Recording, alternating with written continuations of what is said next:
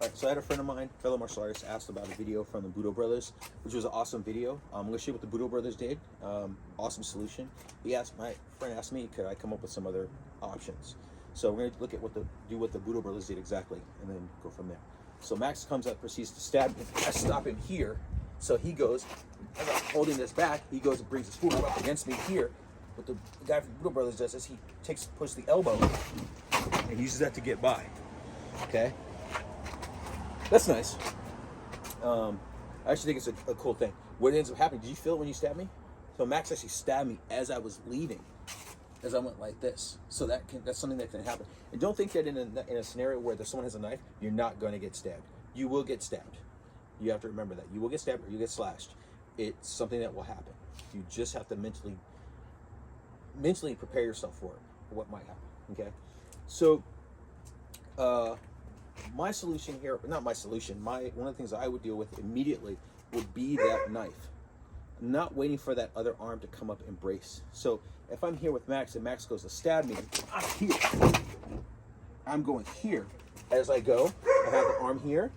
I would stab the back, grab his hair, come up, either go here, right, bring him down this way. I got him here. Or I would go cut the neck here, put on the chin, and leave. And go. Okay, once more, Max. Up, stop. So I'm here, I don't want any trouble. Whoa. Boom. Here, stab, grab his hair, up, place it on the chin, cut, and go. Right? That's one option.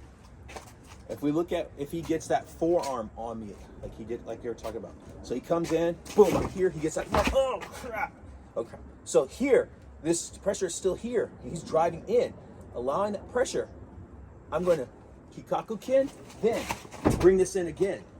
Okay? From there, break, stab to the thigh, or cut the knee, one or the other, and go. Okay? If I'm going to go towards the elbow, like you saw. So he comes for a stab, boom, here, he gets that arm on there, boom, boom, boom. I'm gonna shrug my shoulder. Here, strike, anything there, anything I can, Kikaku Kin, boom, and go. Okay? My thing I wanna do is use the wall behind me. Use that behind me. If I'm here and he comes again, I just got out of the way, just that. Just this. You know? And he's coming in quick and fast, and I have to move. Whoa!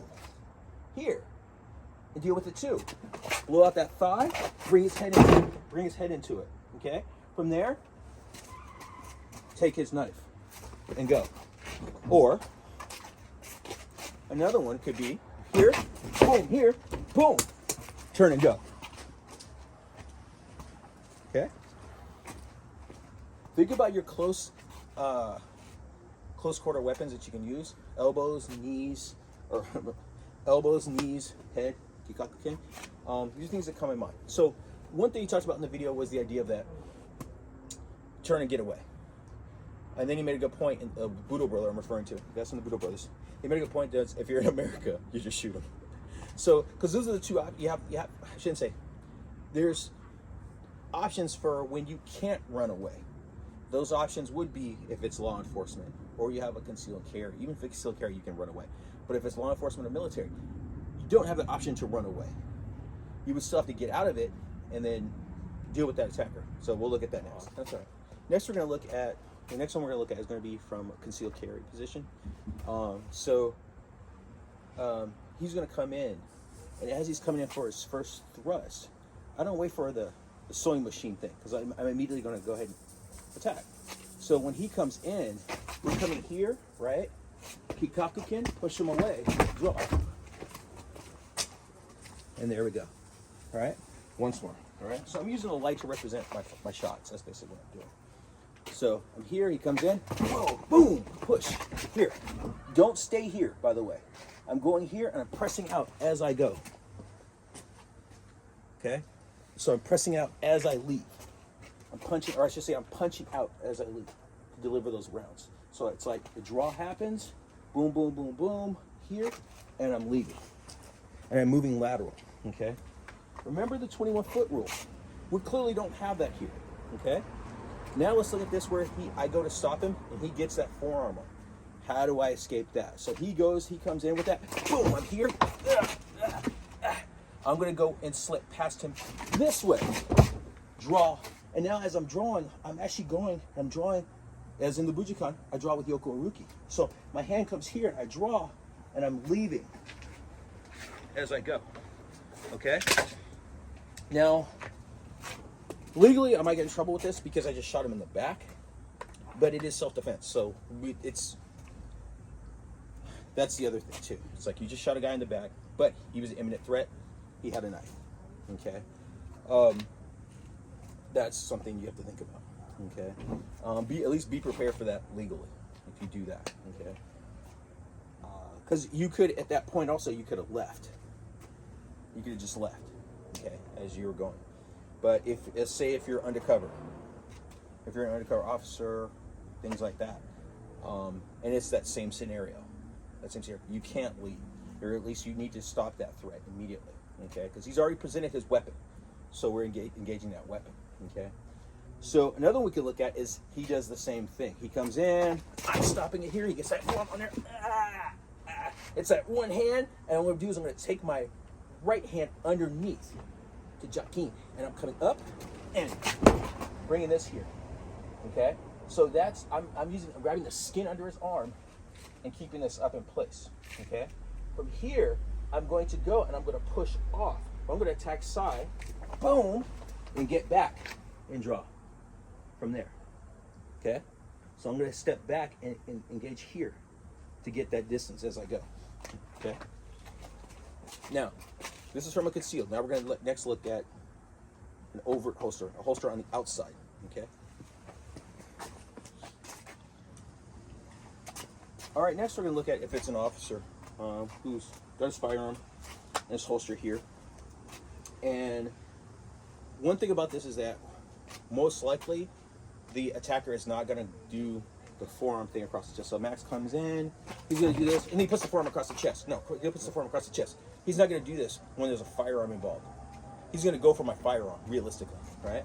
So once more, like we were talking about, so he's going to come in and he's going to go for my firearm instead of bringing the thing up here, because this is the thing he needs to get to, because this is my equalizer, or my advantage would be to get my firearm out on him.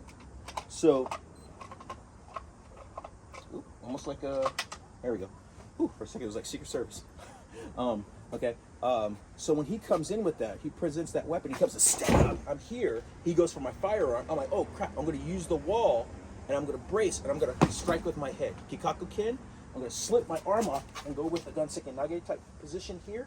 From here, I'm going to go and I'm going to use my shin, boom, breaking the elbow, and I'm going to go here to his leg, keeping his balance, or making his balance, taking him off balance here, okay? And then I'm going to bring my left arm over here, and I'm going to push him head first into the wall. Boom, get back, and draw my weapon, okay, from there, okay?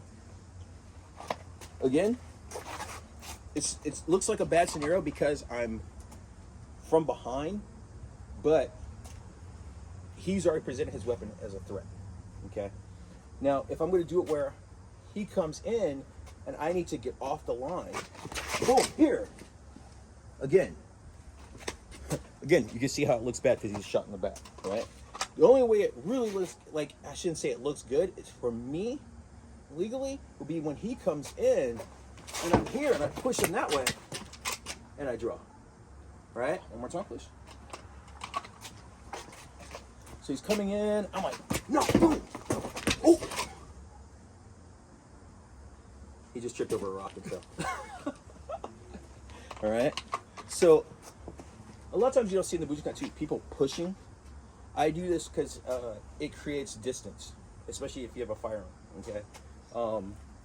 If it gets to the point where it's even in a corner like this, he comes at me, boom, here, I might push him into the corner. And now he turns around to come back at me. There it is right there, okay? So I go to get some distance, okay? Notice I'm not doing anything like, kind of thing. I'm just trying to move and get out of there. Trying to get out of there more than anything else, okay? Another thing we can look at is he goes, this time we're going to have him go ahead and do the forearm thing across the chest. So he comes in for his stab, boom, he's trying to push, right? I'm going to now use my right arm to lift up, down, and there, okay? And so I'm just using my body, I'm using the wall as a means of something to help get me off the line, you know? It could be where a situation comes where he goes and pushes me with his left hand first. He pushes me against the wall, that's it, right? That's basically what it is, but don't put your hand back. Go ahead and keep that hand there. When you push, and this would be, yeah, yeah. That's what that would be, right? So in this scenario, we need to think about when he comes in for that first hand, boom, comes in, whoa, boom, right? From there, boom, boom, get him out. Get the knife back, okay?